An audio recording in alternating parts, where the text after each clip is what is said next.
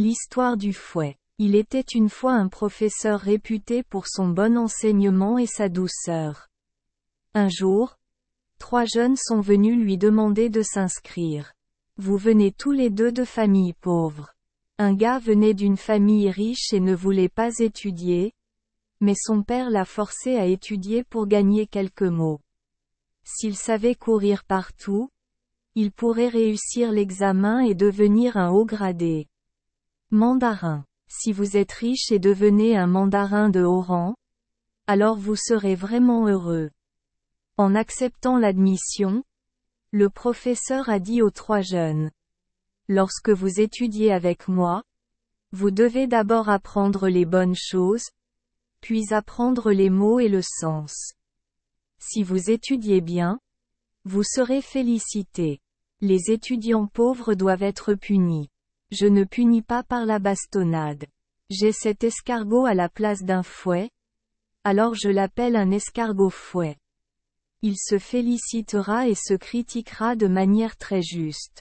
Si vous étudiez bien, elle brillera comme une lampe et vous aidera à réussir. Si vous n'étudiez pas bien, il devient progressivement noir comme du charbon et ne peut être jeté que dans un coin. Après avoir fini de parler, le professeur a donné à chaque personne un fouet d'escargot gris, gros comme le petit orteil, et leur a dit de l'attacher autour de leur cou. Le professeur continua. Il y a 3 professeurs dans le monde, mais je ne peux en avoir qu'un. Après avoir terminé mes cours, ils sont allés trouver un autre professeur pour en savoir plus. Après 1 an d'études, les 3 escargots étaient devenus 3 couleurs complètement différentes.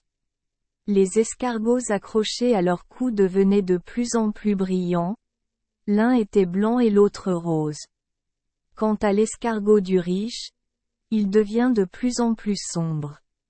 Les 2 enfants issus d'une famille pauvre travaillaient comme ouvriers salariés pour gagner leur vie tout en étudiant avec un enseignant. Les 2 frères étudiaient bien et savaient traiter les gens avec beaucoup de gentillesse et de politesse.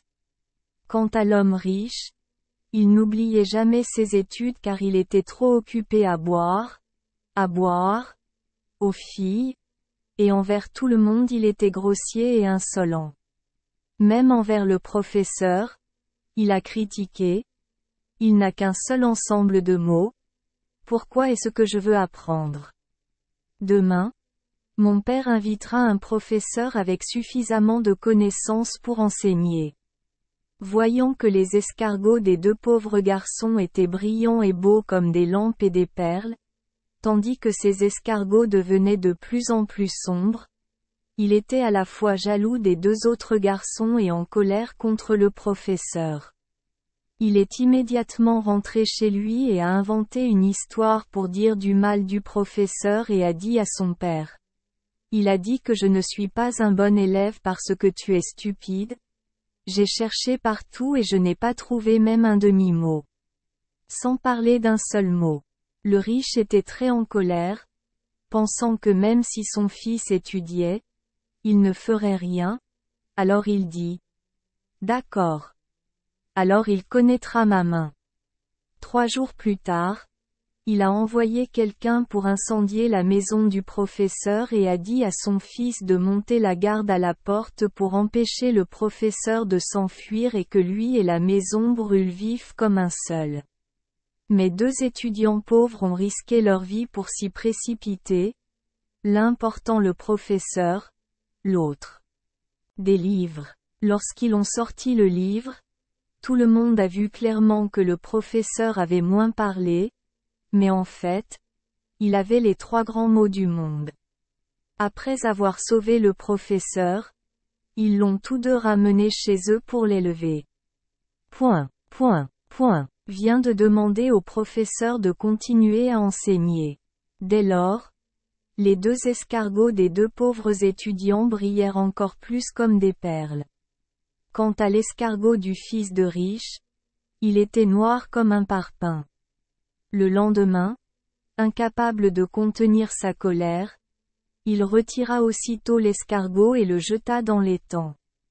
Sa poitrine ressentit soudain une vive douleur à l'endroit où l'escargot se trouvait auparavant, et immédiatement, il tomba, crachant du sang et mourut instantanément.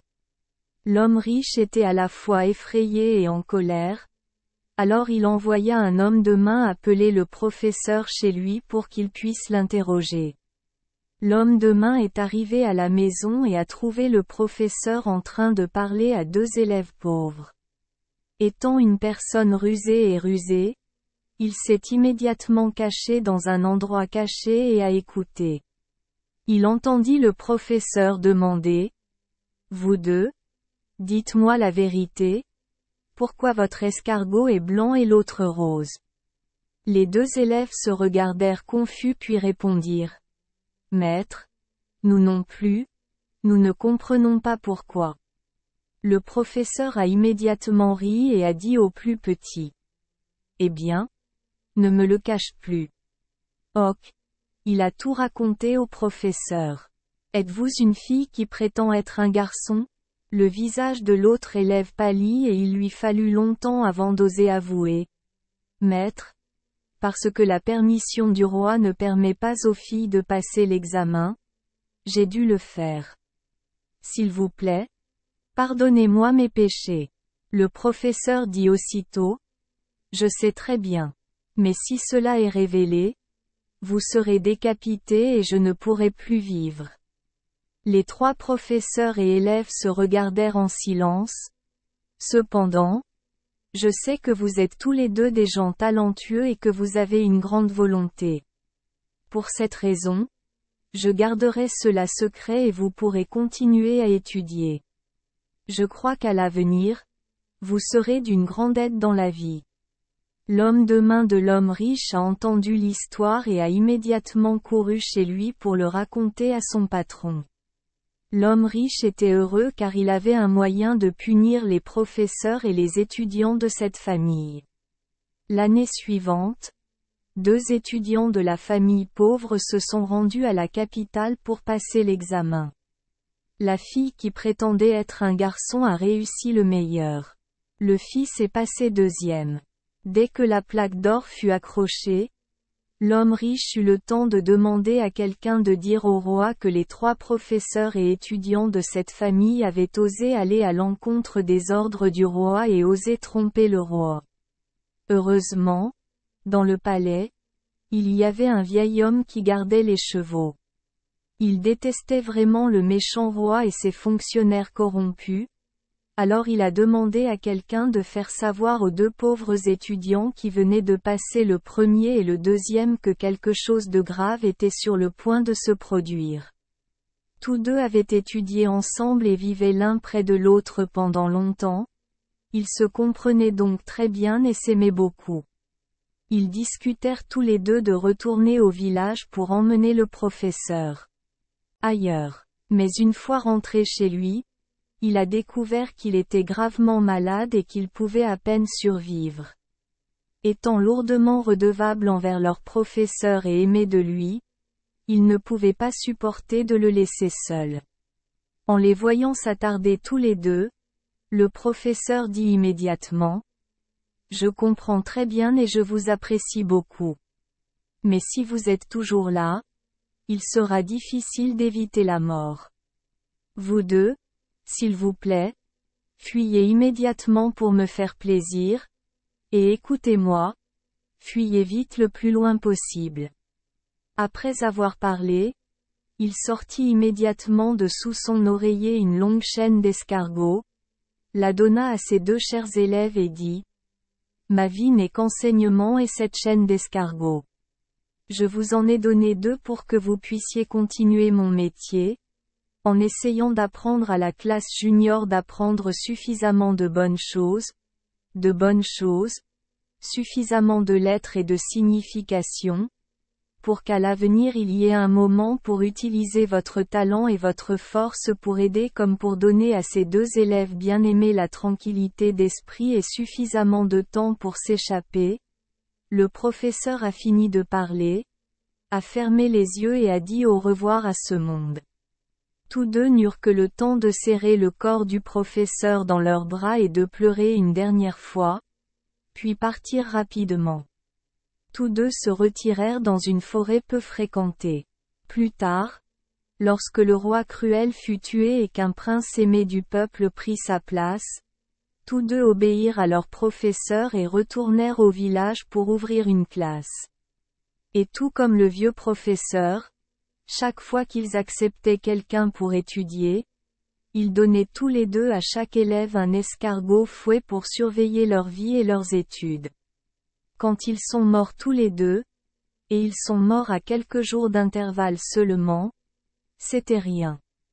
Je comprends pourquoi, de la tombe de deux personnes, deux pousses d'arbres très belles et doux sont poussées. Et quand l'arbre fleurit et porte des fruits, c'est une nouvelle sorte de fruit qui ressemble aux escargots d'autrefois. L'arbre sur la tombe d'une fille se faisant passer pour un homme a des fruits roses. L'arbre sur la tombe d'un garçon a des fruits blancs. Cet arbre est l'arbre à fouet d'aujourd'hui. Peut-être que dans le passé, nos grands-parents l'appelaient tous des noms comme l'escargot fouet, mais petit à petit, seul le nom de roi est resté. Un fouet qui ne sert pas à battre. Fouetté mais doux et frais.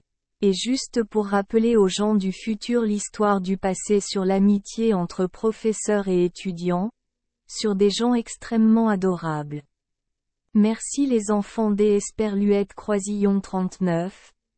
Avoir écouté des contes de fées au jour Esperluette Croisillon 39. 8. Espérons que les histoires apporteront aux enfants des moments heureux et significatifs. Si vous aimez notre chaîne, veuillez appuyer sur le bouton S Esperluette Croisillon 39. Abonner, pour ne manquer aucune histoire intéressante. Je vous souhaite une bonne nuit de sommeil et de beaux rêves. Rendez-vous dans la prochaine histoire.